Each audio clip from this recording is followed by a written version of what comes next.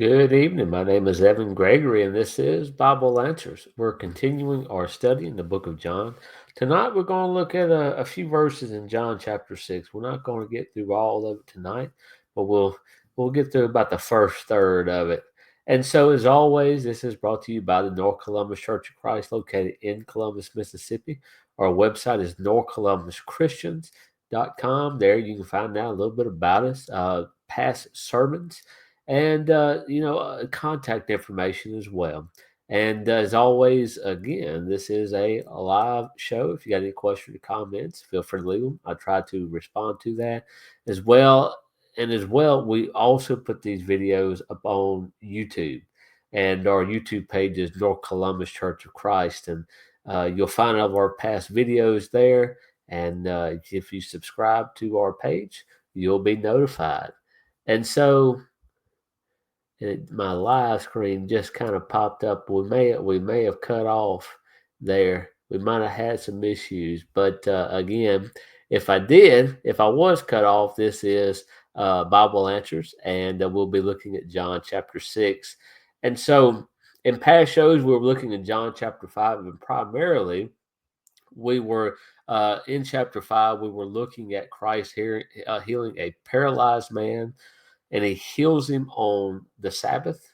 And the Jews take great offense to him healing on the Sabbath because to them he broke the Sabbath, and which was not actually him breaking that law. It was primarily the Jews' misunderstanding of that law that caused them to think that by him healing, he was breaking that law.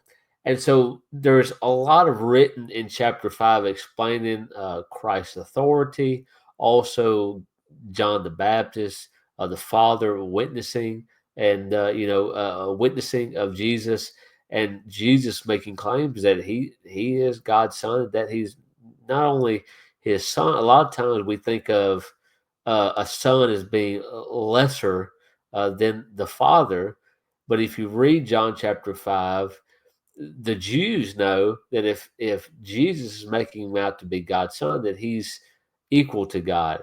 We see in John chapter 1 that he is described as God, that he's described as the Word, and he says that the Word was with God, and the Word was God, and that also through him all things were created. And so, as you can expect, that someone making these claims to the Jews, one would either they would put two and two together and realize who he is, or they would reject him and seek to get rid of him. And I think that's what you kind of start seeing there. You start seeing those problems bubbling up in the Jews, and so that takes us to John chapter 6, and we'll get started on that verses 1 through 6. It says, In these things, Jesus went over the Sea of Galilee, which is the Sea of Tiberias, and a great multitude followed him because they saw his signs which he performed on those who were diseased. And Jesus went up to on the mountain, and there he sat with his disciples. Now the Passover, a feast of the Jews, was near. Then Jesus lifted up his eyes, and seeing a great multitude coming toward him, he said to Philip, Where shall we buy bread that these may eat? But this he said to test him, for he himself knew what he would do. So they were in John chapter 5. I could be wrong, but I'm pretty sure that they were in Jerusalem in chapter 5. Now we have a different location. Jesus goes over the Sea of Galilee. We also have some additional information with John, and this is also called the Sea of Tiberias. And so Jesus had been performing miracles, and if somebody was in your community today and they were actually healing people, if you knew somebody, say your next door neighbor has some incurable disease, you've known about it for a while, some fella shows up and poof, right then, instantaneously, uh, he heals that person. Probably you might be trying to get to that person. You may be busting down the neighbor's door trying to figure out what is going on. If this person can he heal me? Maybe I have a problem that he can heal. Maybe there's something else that he could do for me. And in many cases, what you see is that when these healings are performed, there's people people gather really quickly, and I think that's one of the telltale signs of when someone is claiming to do such things is there's a crowd that gathers. And here today, there's many people that still make the claims that they're performing miracles.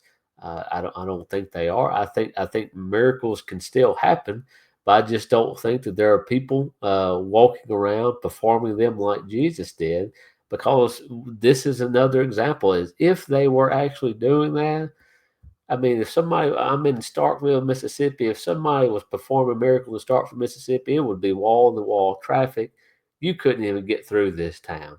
And so, anyways, we see this great multitude following him because they see that, because they have saw his signs. And not just on that paralyzed man, but on others, says, which he performed on those who were diseased.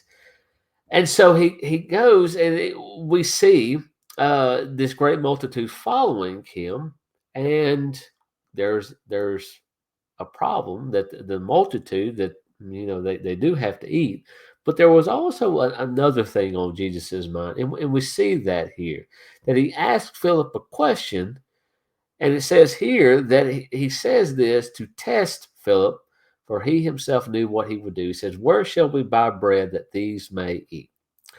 And so Jesus already knows what he's going to do. He wants to see what Philip is thinking about. Now, if you know, if Philip and the other apostles are seeing these miracles, uh, if they kind of are putting two and two together, uh, I think there is an appropriate response. That, well, we don't have any bread, but certainly you might be able to help out the situation here. You've healed somebody. Certainly you might can make some bread. But we don't see that response with Philip. And that takes us to verses 7 through 11. He says, Philip answered him, 200 denarii worth of bread is not sufficient for them, that every one of them may have a little. One of his disciples, Andrew, Simon Peter's brother, said to him, there is a lad here who has 5 barley loaves and 2 small fish. But what are they among so many? Then Jesus said, make the people sit down. Now there was much grass in the place. So the men sat down in number of about 5,000. And Joseph took the loaves, and when he had given thanks, he distributed them to the disciples, and the disciples to those sitting down, and likewise of the fish as much as they wanted. So Philip's response is, it would take a lot of bread. It would take 200 denarii worth. Now I don't know. I always look up what what a denarii is, or a mite, or any of these denotions of currency, but I always forget. But I do know that this is a lot of money, and so all this money would have to be gathered together to buy enough bread just for each of these people to have just a little bit. And so Philip is thinking, well, there we ain't got no bread. And then we have Andrew says, well, we got this fellow that's this little lad here that has a little bit, but that's not going to last long. It might feed just a few people. And so we see here Jesus telling them to sit down, and notice what happens. And so there is not enough food. There's not enough money to pay for all this food. And so it says the men sat down in number about 5,000. So that says just the men. Okay, so I take that as that this excluding women and children. It may not, but it says 5,000 here, so possibly more than that. But we see Jesus taking the loaves. So that's what he does. He gives thanks for the food, give thanks to God for the food, and he distributes it. And he says he distributes it to his disciples, and then the disciples take it to those who are sitting down, and likewise of the fish, as much as they wanted. Okay.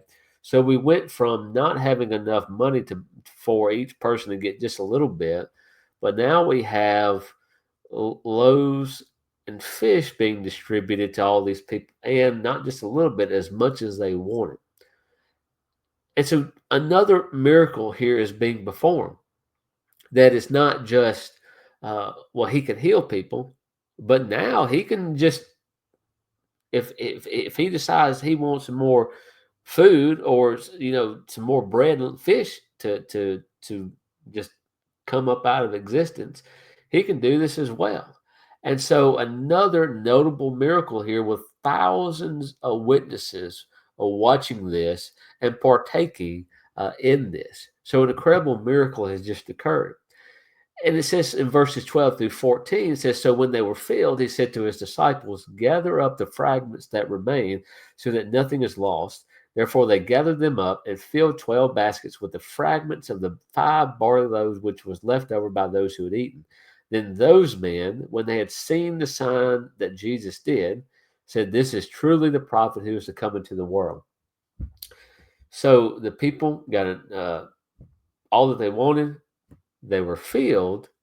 And so we just went from 5 loaves and a couple fish to now they're gathering up fragments of the leftovers.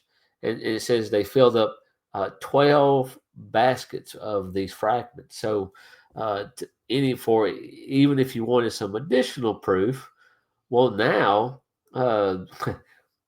there's more left over than what they started with. So he had very little. Everybody ate till they were filled, and then there were still leftovers, 12 baskets full of leftovers. And so we see that, and seemingly there's a connection made here with this food, and I say seemingly to kind of, we'll see some other stuff later on in the lesson that makes this statement come into question. But the people here, the men here, make the statement that this is truly the prophet who is coming to the world. That they again seemingly are making this connection that he did this, obviously a miracle. Couldn't Nobody else could do this. And so probably listening to what he has said before, and not just following him purely on the miracles. When he is performing those miracles, he is saying some things, and hopefully maybe getting some people to think. And so probably these people are putting two and two together, but they're finally making the statement that this is the prophet who has come to the world. This is the Messiah. And so again, they're making that connection between the signs and who Jesus is at this point. And again, I've said this multiple times, but this is the point of those signs. The signs aren't saving anybody. Of course, they're healing people, and that's great. But the signs are not saving any souls here. They're pointing to something else. Okay, they're pointing to Jesus. They're pointing to what Jesus is saying. Okay, so they speak to Jesus' authority, and then therefore the things that he says has great authority as well. So it takes us to 15 through 21. It says, "Therefore, when Jesus perceived that they were about to come and take him by force to make him king, he departed again to the mountain by himself alone. Now, when evening came, his disciples went down to the sea, got into the boat, and went over the sea toward Capernaum. And it was already dark, and Jesus had not come to them. Then the sea arose because a great wind was blowing. So when they had rowed about 3 or 4 miles, they saw Jesus walking on the sea and drawing near the boat, and they were afraid. But he said to them, 'It is I, do not be afraid.' Then they willingly received him into the boat. And immediately the boat was at the land where they were going." So, verse 15, it's kind of interesting, this statement here. It says that that he perceived that they were about to come and take him by force to make him king. They decided, hey, he's a prophet, he's going to be king, and they were trying to force him to do this. And again, it's interesting that you are making the connection that he is the person that you've been looking for. He has this great power, and you just gonna force him to do what you think he ought to be doing here. That you think he ought to be king. So we're gonna try to force you to do it. So it doesn't work out for them. He departs, and we have the disciple. So he departs and going to the mountain by himself alone here. So he goes and departs alone, but we have disciples getting into a boat and going in the sea towards Capernaum. And so they leave without Jesus. And so now they're in the boat, and there's a great storm comes while they're on the sea. It says that the great wind was blowing. And so they're, it's not working out for the disciples. They're struggling in the storm. It says that they rowed about 3 or 4 miles. And so at this point, they see something else. It says that they saw Jesus walking on the sea and drawing near the boat, and they were afraid. I believe in other in other gospels, it would say that they think that they're seeing some type of ghost here. So, but it's not here. So they see him, and if you see somebody, if you're on the boat and it's storming, or if you're just on the sea in general, you see somebody coming to you that looks like they're walking on the sea, which is impossible. Certainly, you would. Uh, it would be concerning. Okay, but they see Jesus walking on the sea, doing something that is impossible for man to do. They're afraid. He clears up to them. He says, "It is I. Do not be afraid." He tells them who he is. And it says that they willingly received them into the boat. Now, again, the other gospels do give us some more information as to what's going on here. This is kind of a quick or a quicker version, or a more concise version, rather, of what the other gospels give to this particular event. But again, another notable, incredible miracle that has occurred in quick succession to what had just happened. That he fed the 5,000, and now he's walking on water. Also, it says they willingly received them into the boat, and immediately the boat was at the land where they were going. And so I didn't look at how many miles or it would take to row from where they were to Capernaum, but it seems that it just they were there immediately when Jesus got into the boat with them. They were where they were going, and it seems as this is of a miraculous nature. Again, I would have to go back. I did not think about it to actually kind of piece together the math and the mileage of all this, but it certainly speaks to that there was something going on with the boat and the traveling that is taking place as well. But certainly, we can't deny what we see Jesus doing here, walking on the sea. And so, if he's actually doing this, he's of God. He has authority of God, and so he, like the others have said, truly the prophet that was going to come into the world, referencing back to what Moses had said back in Deuteronomy, that there was going to rise another prophet after him. And so, miracle after miracle, sign after sign, verifying who Jesus was, pointing to who he was and where he came from. Verses 22 through 27 says, on the following day, when the people were standing on the other side of the sea, saw that there was no other boat there except that one which his disciples had entered, and that Jesus had not entered the boat with his disciples, but his disciples had gone away alone. However, other boats came from Tiberias, near the place where they ate bread after the Lord had given thanks. When the people therefore saw that Jesus was not there, nor his disciples, they also got into boats and came to Capernaum, seeking Jesus. And when they found him on the other side of the sea, they said to him, Rabbi, when did you come here? Jesus answered them and said, most assuredly I say to you, you seek me, not because you saw the signs, but because you ate of the loaves and were filled.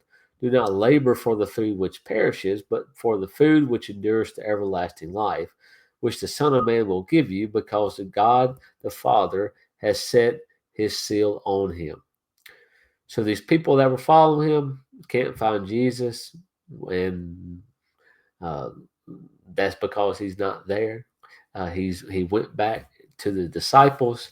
They kind of look for him, figure out where he's at. They find him in Capernaum, and so they ask him, Rabbi, when did you come here? And he doesn't say, well, I came here, 10 o'clock at night. I walked on the water all the way back. He gets straight to the point as to why they're seeking him. So he knows.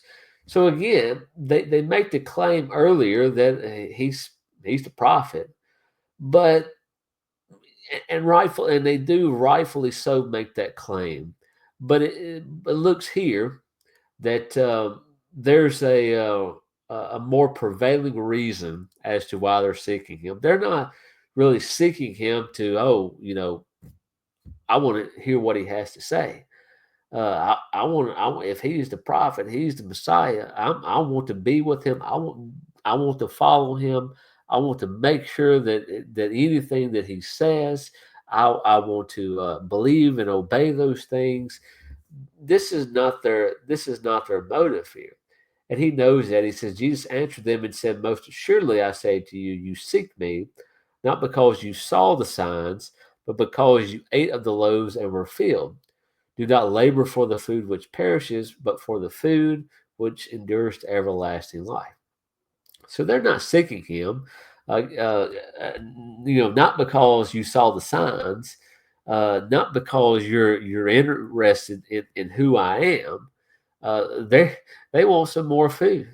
They think of him as their meal ticket. If I'm hungry, if I'm thirsty, hey, we stick around. We're gonna get plenty to eat and drink. He might give us some houses too. He's going to miraculously supply all of their needs. And he says that this is a problem. You did not seek me because of signs. You're seeking me for the food. And he tells them here that the food here is not important. Okay. He says, do not labor for the food which perishes, but for the food which endures to everlasting life. Now, obviously, he's not saying don't work. Okay. We know that. What he's saying here, or at least I think we should, there's multiple passages that would say you got to go get up and go to work. So I think we would all understand that. But what he's saying here is that this spiritual food, this food which endures to everlasting life, is much, much better. This is what should be your primary focus here. And this is what you're not seeking me for. And he says, the Son of Man will give you those things, the food which endures to everlasting life. He says, because God the Father has set his seal on him. This seal is like God's stamp of approval on him. Again, he is who he claims to be. He is the Messiah. He is equal with God. He is God.